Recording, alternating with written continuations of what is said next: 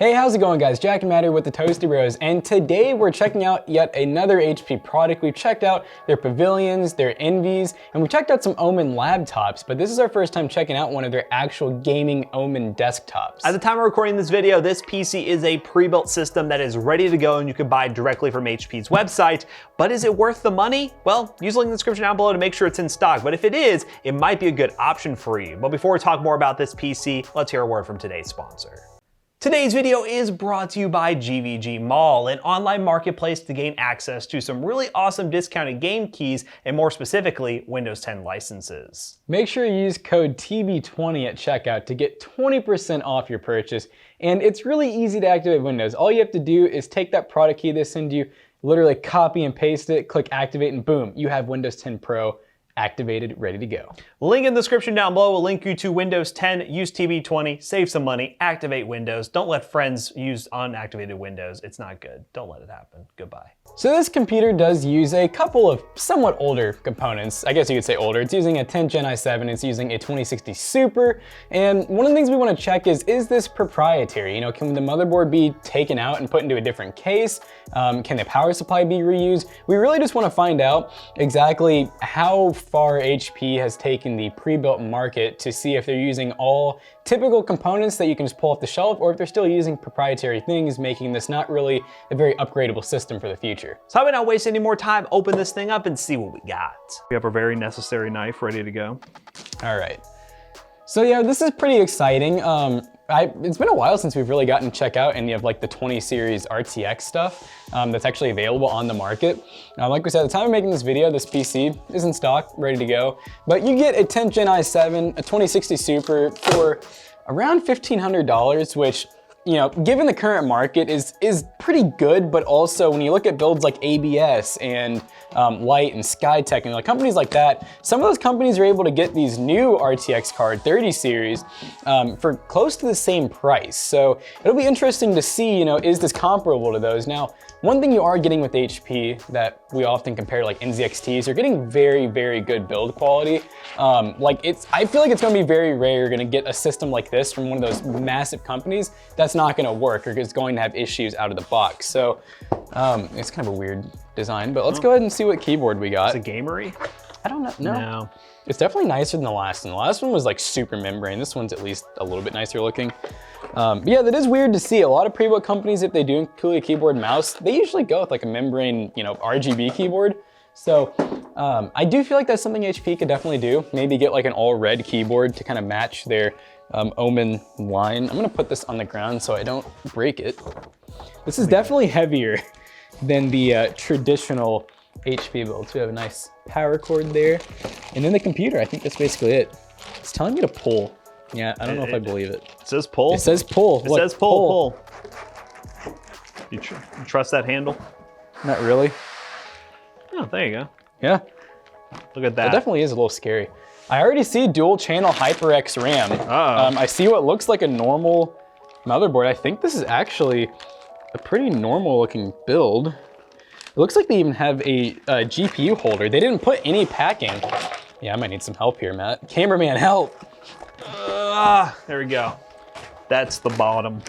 This is actually looking kind of cool. I see some unique parts in here, like some things that have made the shipping process easier. Now, one thing you're almost always going to see with pre-builts that have, you know, 2-fan, 3-fan graphics cards is they're going to typically have a bunch of packing in here, but nothing's obstructed.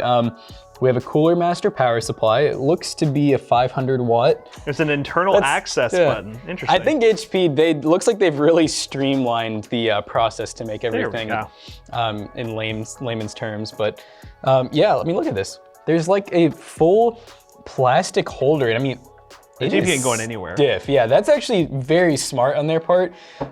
This is an interesting looking 2060. It definitely looks like an HP card. I mean, look at the display outs even. You have DVI, HDMI, and DisplayPort. I feel like normally with the 2060 Super, you're gonna have 4, like almost always 4 to 5. So it's definitely a little bit more of a proprietary card, but their HyperX is labeled HP. They basically just put HP on everything. This is cool to see. It looks a lot just like one of the Cooler Master coolers, but with Omen over it. I wonder if we peeled it off, if there'd be like Cooler Master under it. I'm not really sure what this is. Hopefully it doesn't need to be plugged in anything. It looks like it's like an RGB connector.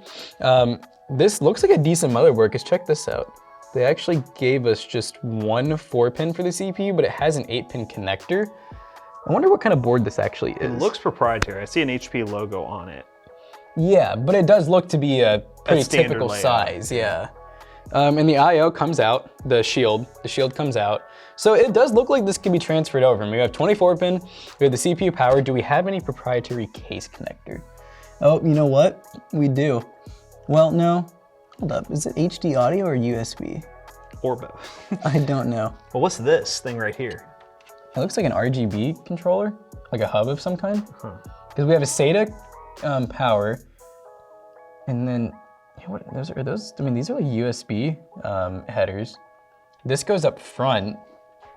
This goes Maybe it's for this, somewhere. I think this glows. Oh yeah, look, power button. Oh, okay. Power button's a standard okay, this is weird. Power button's up here, but you, in theory, could just put this on anything. There's an LED one right here. So that would probably be like your hard drive LED or power LED. Standard CPU fan connector. So it's looking like this could be swapped to just be a little bit weird. Like there's some kind of finicky things around it, like the USB 3 being kind of towards the middle of the board. Extra fan header. It does have a M.2 Wi-Fi adapter, and it also has a Western Digital NVMe. It's the SN530. I believe it's a 500 gig, 512. And it's NVMe, so that's nice. This Cooler Master is 80 plus bronze. Is it group regulated? Who knows, man? Don't know. But overall though, I mean, it's a pretty good looking build. This is unique. I didn't even notice this. Hard drive cage up front. So it has a hard drive too. What do we got in here? Don't know. Are we gonna break it trying to figure it out? Slide that out. Let's see what we got. It's a Toshiba and it's a 1 terabyte. Nice. Probably 7200 RPM. So, all right, not bad. It's XMP 3200 megahertz. So 2 8 gig sticks, 3200 megahertz, HyperX RGB RAM, a pretty decent Omen cooler. Is this a 10700? I feel it's a 10700. No, 10700. But if you want to cool this thing better and maybe do a case swap in the future, you could use an Arctic Freezer 2 240 ARGB cooler, because if I snap one more time, it'll appear. Yeah, right there, right here, magic. Boom, ARGB cooler, it's beautiful. It has some nice RGB LEDs, and Arctic makes some pretty affordable, very high performance coolers. So if you want to pick this thing up and maybe upgrade your next PC or this PC, if you do a case swap, potentially, can't promise anything, this is a good option. Thanks Arctic for sponsoring this little section of today's video. Yeah, you got anything to say about this? Our editor's really good. I bet he made this beautiful Arctic cooler appear like it came out of thin air. Out of thin air. And I know Matt held the camera so still like a tripod. Heck yeah, that there's gonna be no shake or anything to it. Hey Jackson. Do you still want that edit? I'm not going to tell you what. Yes, I do. Okay. So pretty impressive on McAllister and Matt's part. So I think we've checked out pretty much everything in the front. Let's take a look at the back. By the way, this is a single fan card, if anybody was curious. It's a very large fan. So for outputs, we have the typical audio ports, Ethernet.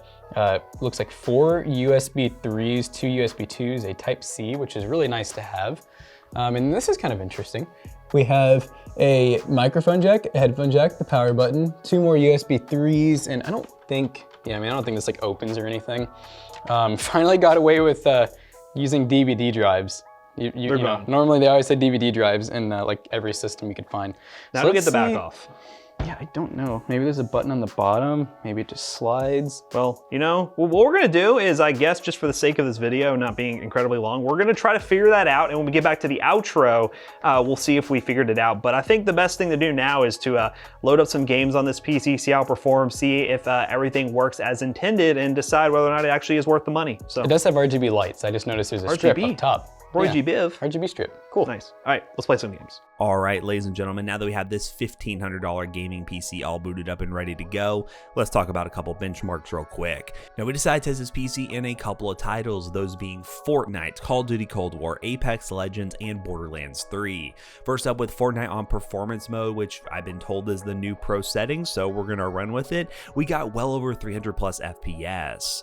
I was definitely expecting really good results in a game like Fortnite because that i7-10700 has really good IPC, and regardless of what GPU you're throwing in there, if you're running on performance mode, you're leaning much more on that CPU. So it's really easy to get 300 plus FPS in your favorite esports titles like Fortnite, Valorant, Rainbow Six Siege, or CSGO or anything like that. So this PC is perfect for that. But one thing you probably are seeing in that top left corner is the temperatures. This PC has two issues when it comes to temperature management. One, the fact that there's only an exhaust fan. There's no intake fan on this build, which is really weird for such a big case, considering, well, it needs more airflow, obviously, and it has some higher power components. And the second thing being that CPU cooler, because that i7 is actually downclocking down to about 4.2, 4.3 gigahertz to make sure it doesn't overheat and hovering in the high 80s, which isn't ideal. It's not going to kill the CPU or anything, but it's not great for the long-term support of it, and also the fact that you're losing free performance that HP could be giving to you for that money if they just slapped on a better cooler.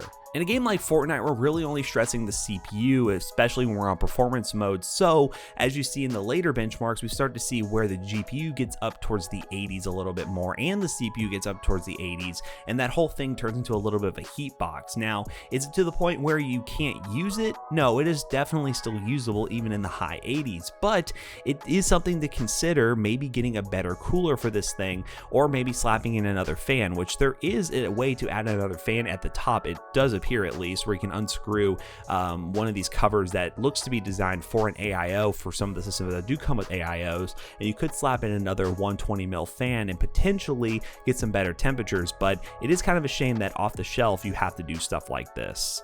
Next up, in Call of Duty Cold War on medium settings, we got well over 100 plus FPS. Call of Duty Cold War is a more demanding game, and this is where the 2060 Super can start stretching its legs.